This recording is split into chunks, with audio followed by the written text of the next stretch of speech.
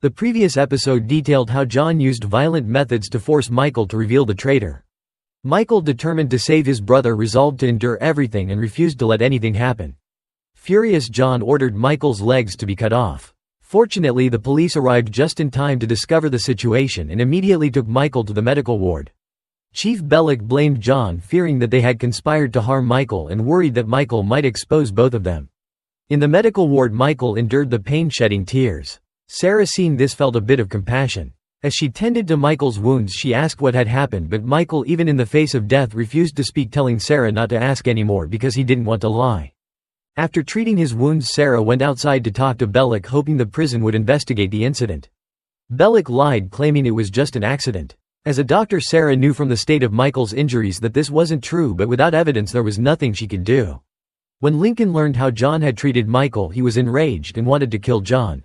Despite this, Michael remained calm and advised Lincoln not to act rashly. He reminded Lincoln that John was still a useful pawn, as he had access to a small plane near the prison. They would need it to escape the country once they broke out. But Lincoln said they couldn't be trusted. He also mentioned Michael's cellmate. At that moment, Michael said he planned to keep Sucre around because with something this big happening in prison, there was no way they could stop him. Besides, they needed him to provide cover. Sucre, who was locked up, was barely holding on. Once he was out, he immediately called his girlfriend, but her mother answered the phone. She seemed to dislike Sucre and told him that if he truly loved her daughter, he should stop bothering her. Hearing this, Sucre felt devastated, both heartbroken and angry, and hung up the phone. Back in the cell, Sucre looked at a photo of his girlfriend and reminisced about the beautiful times they had. Meanwhile, Michael was thinking of how to bring his cellmate over to his side. At that moment, Michael was holding a phone in his hand. In another situation, while working at the construction site, Michael tried to secretly hide the phone right in front of Sucre. Seeing this, Sucre, fearing he'd get caught up in trouble, warned Michael that if they were discovered, it would add 2 more years to their sentence. Sucre himself only had 1 year left before release. Michael paid no attention and walked away. During a break, Lincoln stood by the bars and overheard Sucre mentioning the phone. To get more time outside, Lincoln approached Chief Bellick and told him that he knew there was a phone hidden in the prison. Was he really going to betray his own brother? Unexpectedly, he gave up Sucre's name. Bellick immediately went to question Sucre, threatening to take away his visitation rights with his girlfriend unless he revealed who was hiding the phone. Sucre, worried about his girlfriend, faced a dilemma. Would he betray Michael? Sucre had been saved by Michael before and had not yet exposed the fact that Michael was hiding a phone, but in order to repay him, he needed to make a phone call. Michael handed the phone to Sucre, but Sucre soon discovered it was a fake. Furious, he lashed out at Michael, accusing him of causing him to lose his chance to see his girlfriend, all for a bar of soap. It turned out that the brothers had orchestrated this to see if Sucre would betray them. Sucre's loyalty greatly pleased them and they revealed their escape plan to him. However, after hearing it, Sucre couldn't accept it. With only 1 year left before his release, he didn't want to take such a risk. This left Michael in a very difficult position. Back in the cell, Michael saw Sucre hurriedly packing his things. Now that he knew about the escape plan, Sucre feared getting caught up in it. He said he wanted to switch cells. No matter how much Michael tried to convince him otherwise, Sucre remained determined and left without looking back. As for John, his former ally came to threaten him once again. He still didn't know exactly who the traitor was and his displeasure was clear on his face. John said that he had already cut off one of his toes, but the man still refused to talk. The former ally told him to use other violent methods. Although John didn't like his temperament, when he saw his own child being brought over, he was ultimately subdued by Cholo's threat. Bagwell, however, hadn't let go of his grudge against Michael. He wanted to continue with his revenge plan and aimed to get the weapon from someone else.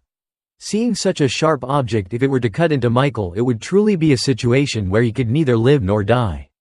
Bagwell, holding the weapon in his hand, was about to rush forward and stab Michael, but John intervened. He said, "We're all heroes here. If he's the common enemy of both of us, why not work together instead?" And so Michael was once again locked up in prison.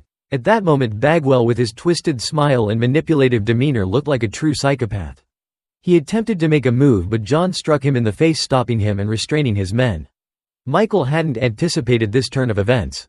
As he stepped out of the storage room, John extended his hand, proposing a truce with Michael, saying he didn't want to dwell on the past and suggesting they start over.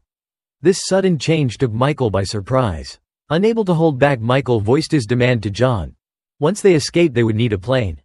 John agreed, saying he could arrange it, but he needed the exact time and place. In the medical ward as Sarah changed Michael's bandages, she said to him, "I can guarantee your safety. I don't believe you cut your own foot off." She urged Michael to report the situation to higher authorities, but he declined her offer of help. Later, Michael was alone in his cell taking out his sharp tool and preparing to unscrew the ventilation grate when he heard footsteps approaching. He quickly hid his tool. It turned out to be his new cellmate who had just been transferred. The man seemed mentally unstable with wide, unnerving eyes that stared intensely, giving off an eerie vibe. Chief Bellick hurriedly told him, "I am glad I picked a new friend for you. Let's hope you sleep more peacefully tonight." During their time outside, Lincoln asked Michael about the progress of their plan. Seeing Michael's new cellmate on the field, he expressed doubts about his reliability. Michael reassured him that there was no issue and that once the cellmate fell asleep he would act immediately. That night, when everything had quieted down, Michael woke up ready to unscrew the faucet. But as soon as he got out of bed, he noticed his cellmate staring at him. Michael asked if there was something wrong, to which the man glaring replied, "I am used to taking sedatives. I had to sleep all 365 days. Hearing this, Michael felt a wave of relief. However, with such an odd cellmate, how could he proceed with his plan? Michael had no choice but to wait until his cellmate was absent, then discreetly removed the sink and began digging into the wall.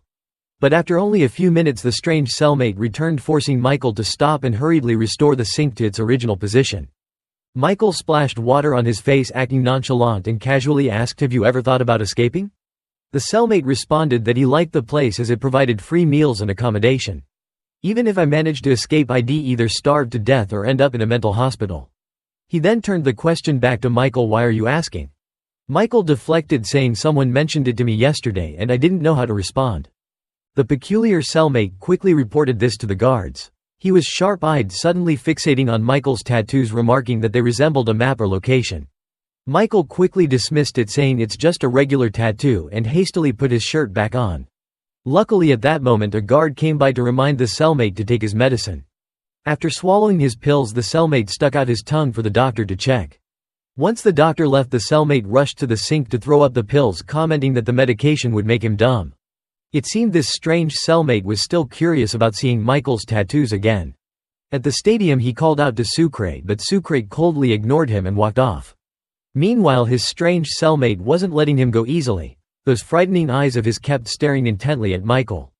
Glancing at the tattoo on his arm, Michael recalled his plan before going to prison, specifically a piece of paper with a chemical formula for preparing poison.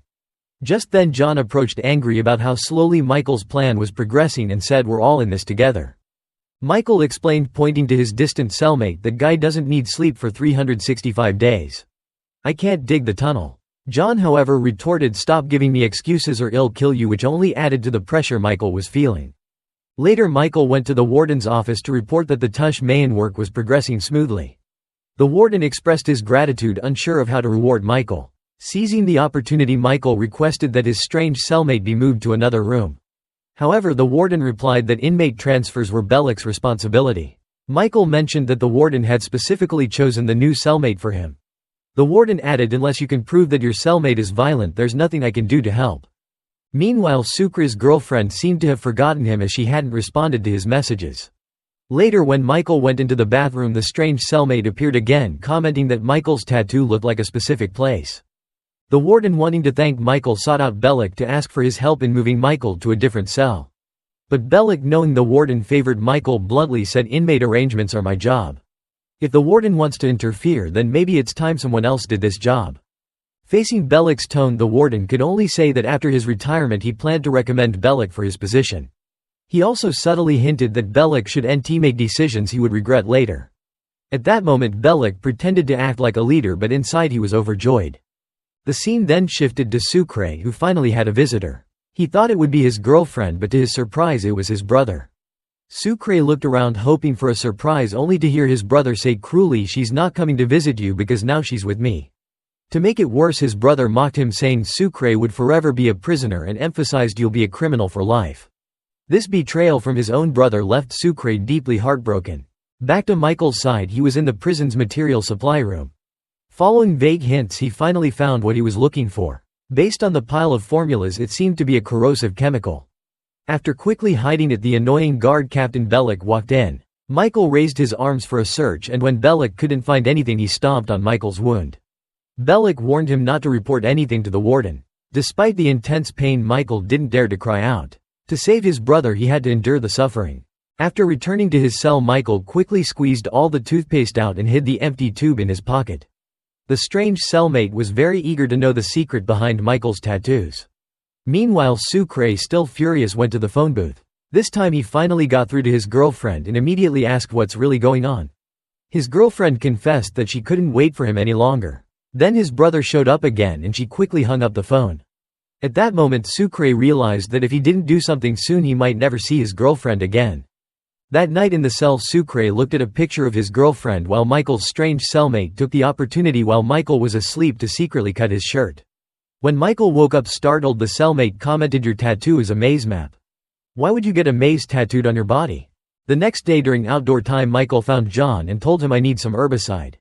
It turned out that mixing two particular chemicals would create a reaction that could corrode metal. Indeed, Michael's high IQ made him a true intellectual. Sucre hurriedly went to find Michael, eager to join his escape plan. He spread his hands out in front of Michael, saying that he could dig tunnels like a crazy machine. Michael replied, "I can't help you get back into the plan right now. After I take care of the strange guy, I'll let you join." The scene shifted to a woman chopping vegetables without showing her face, speaking on the phone with an agent who was analyzing Michael's real motives for entering prison. They had already uncovered Michael's scheme, and the conclusion of their discussion was that Michael needed to be quickly transferred to a different prison. Back in the cell, Michael found drawings of his tattoos all over his bed. The strange cellmate had only seen the tattoos a few times but had gone crazy sketching them out. He even said it was a map of a shortcut, demanding to know where it led. Michael realized that if he didn't get rid of this guy soon, the entire escape map would be exposed. So he rushed and slammed his head into the bars, causing enough noise to alert the guards outside.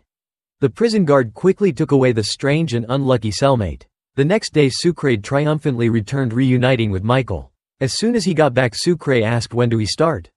Michael replied, "When it's time, we're going straight to the infirmary." Then he squeezed the toothpaste into the pipe. Sarah helped him treat his wounds, feeling a bit heartbroken as she said, "If you keep this up, you'll end up dead." Michael replied that if he got a chance to live until he got out, he would definitely take her out for a meal. Meanwhile, the liquid in the pipe began to bubble. After returning to the cell with Sucre's help, Michael quickly removed the water tank and told Sucre that they needed to drill a hole in the wall to create some noise.